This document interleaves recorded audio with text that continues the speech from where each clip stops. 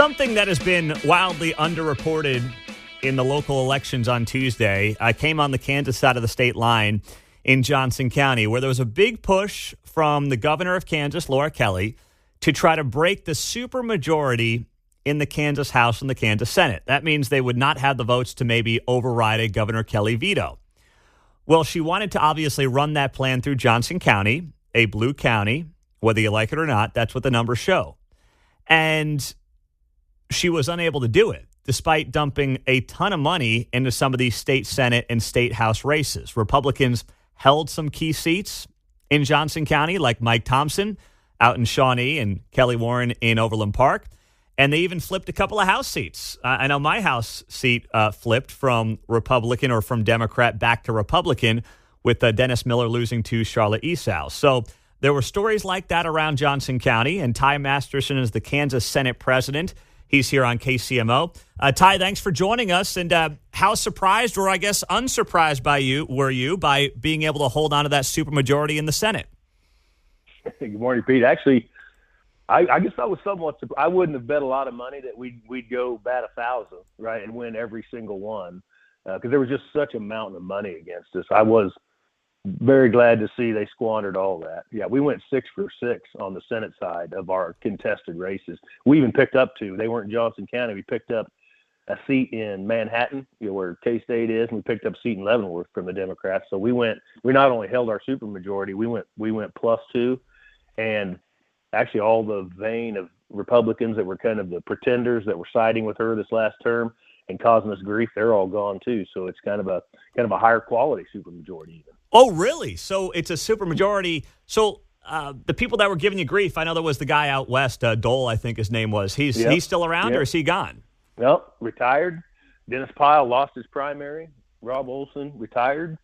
And then there's a handful of others that just kind of were those legacy, I got to call them my character builders, right, that just kind of retired. So this is probably the first time in my career we actually will have a functional supermajority, and it's not just on paper. So this is actually, no matter how you split it, probably the worst case scenario for Governor Kelly.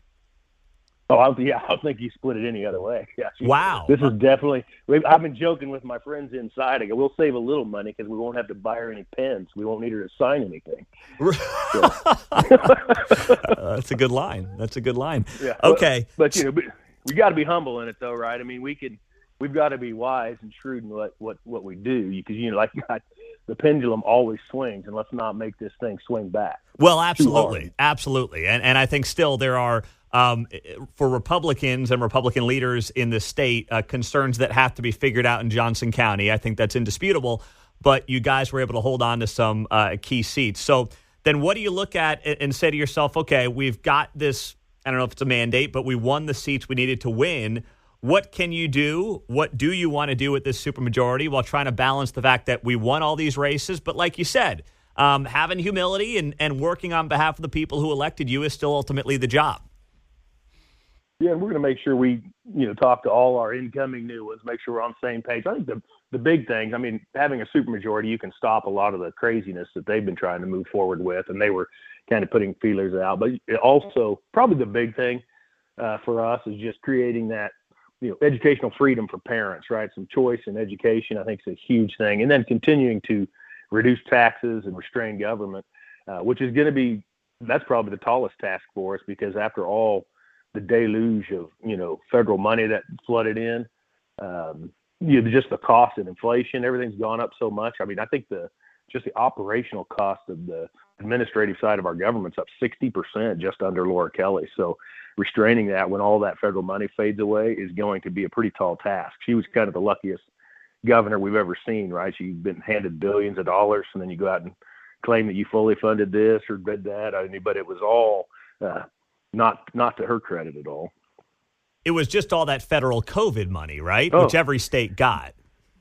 Yeah, just think about that in your own life. You're used to living on $75,000 a year, and then all of a sudden next year you get handed an extra $75,000. It's not hard to balance your budget. Mm-hmm. But then when that goes away, if you're used to, now you've expanded, you're living more like 100. Now you got problems when that 75 goes away. That's going to cause us some grief moving forward, I know.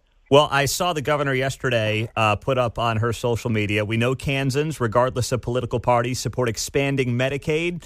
Nearly 90% of Democrats, over 63% of Republicans indicated they're in favor of Medicaid expansion in the 2024 Kansas Speaks survey. Now it's time for the legislature to act. I know this has been a big thing for the governor. Is there going to be any movement on Medicaid expansion on your end? No, just because the only thing true about that post is that that's what that particular survey said. Because the way they fill out those questions, most people are going to say yes. I probably would. But when people actually learn what expansion does, right, when it displaces the disabled and the low income and frail and elderly, and it doesn't make any sense. And it's not saving any hospitals. It's not the right direction. It drops workforce participation. Every state that's expanded has lower workforce participation. We need people out there working. So there's a whole host of reasons. And when you educate people on what it's really done and what it is not correct that a majority of people want it. So now Ty Masterson is here. He is the Senate president on KCMO Talk Radio on the Kansas side of the state line. You mentioned some of the goals that you have. What happens like in the weeks leading up to the start of the legislative session in January? Are you guys getting ducks in a row? Are you pre-planning? Like what does that look like? Take us behind the curtain there. Yeah, I mean, and this session's kind of unique, and we had started that process before even having such a great success. We are planning, right? We're trying to develop our strategy. Dan Hawkins on the House side has been just great to work with. We've had these unified agendas and getting our stuff together early. But unique to this year, the legislature, Dan and I decided we're going to try to take the whole budget process back over because it's out of hand. With the way Kansas works, we sit on pins and needles, wait for the governor to release her budget in mid-January, and we can't even start evaluating it, 2-3 weeks in, and then we're in a rush. We're actually going to propose a legislative budget and work off of that. I mean, she can still propose her budget, but it'll just be a big governor's budget amendment, if you will, that will evaluate the differences. But we're going to be working here in these next few months setting a legislative budget to try to get a hold of that. Okay, so really then does that allow you to kind of hit the ground running in January versus the usual kind of wait till April to really get things done? 100%.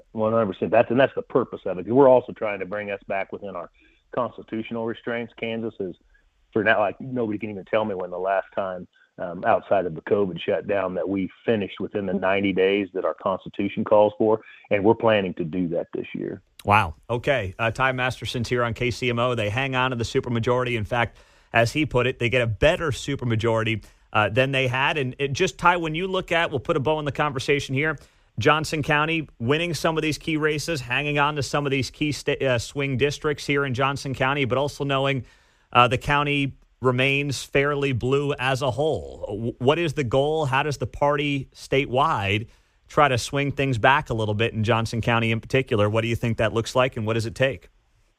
I think we need to be in there and engaging, right?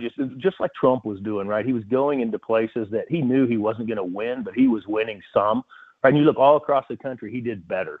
And that we need to do that in Johnson. We look back at the last couple where, probably the Schmidt race a couple of years ago, he kind of walked away from it with Johnson instead of taking it on. And if you Trump has proven, if you just lose by less, if you will, you do better on a broad scale.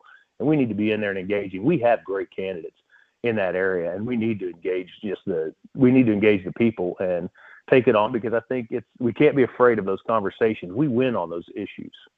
That's a great point. I mean, places like the Bronx, New York, Donald Trump moved by 12 to 13 points. He lost it by 50, but he moved it by 12 to 13 points. It's a great example.